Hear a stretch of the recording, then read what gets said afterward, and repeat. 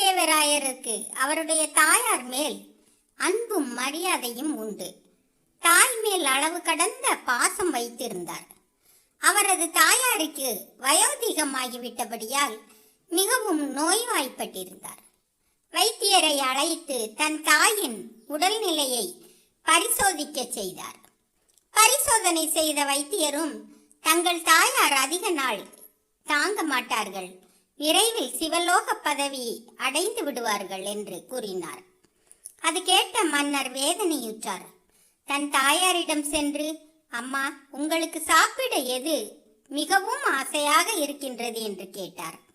அதற்கு அவரும் அவரது தாயாரும் மாம்பழம் தான் வேண்டும் என்றார்.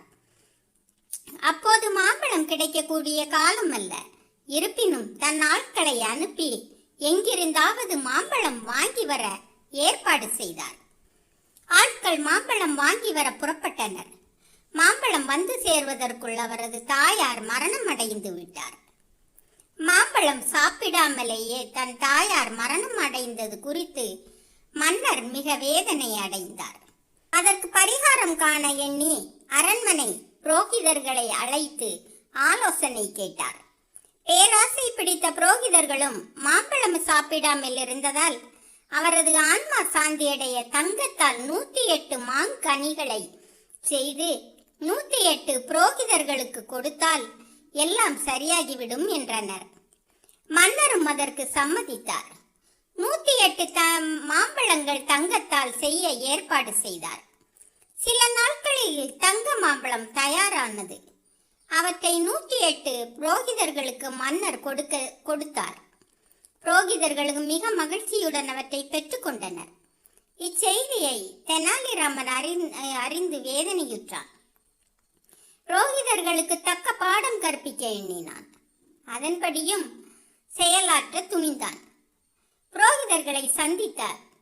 என் அம்மாவிற்கு திதி வருகிறது, அதற்கு தாங்கள் அனைவரும் வந்து புரோகிதம் பண்ணுங்கள், என்னால் முடிந்த அளவு தருகின்றேன் என்றார்.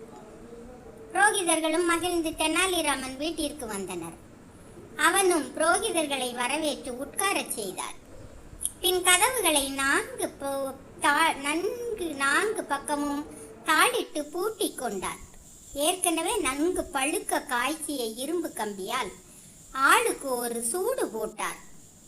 புரோகிதர்கள் ஐயோ அம்மா வென்று கதறினார்கள். பின் மன்னரிடம் சென்று முறையிட்டனர்.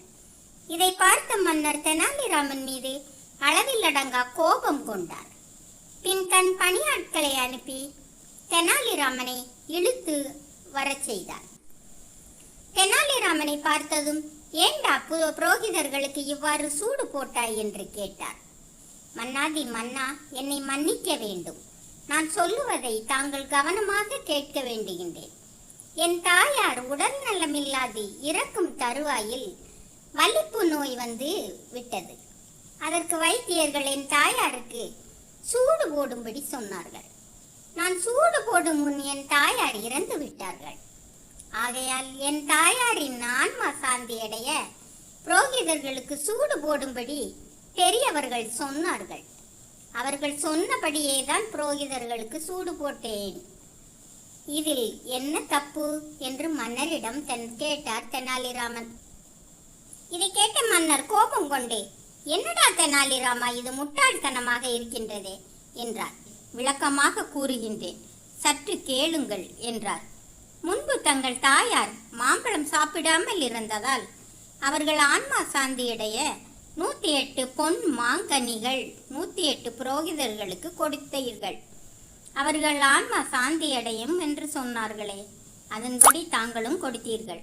அதுபோலவே என் தாயாரின் வலிப்பு நோய்க்கு சூடு போட முடியாமல் போனதால் இவர்களுக்கு சூடு போட்டேன் என்றார். இதை கேட்ட மன்னர் நகைத்து விட்டார். தெனாலிராமனை பாராட்டி புரோகிதர்களின் பேராசையையும் புரிந்து கொண்டார்.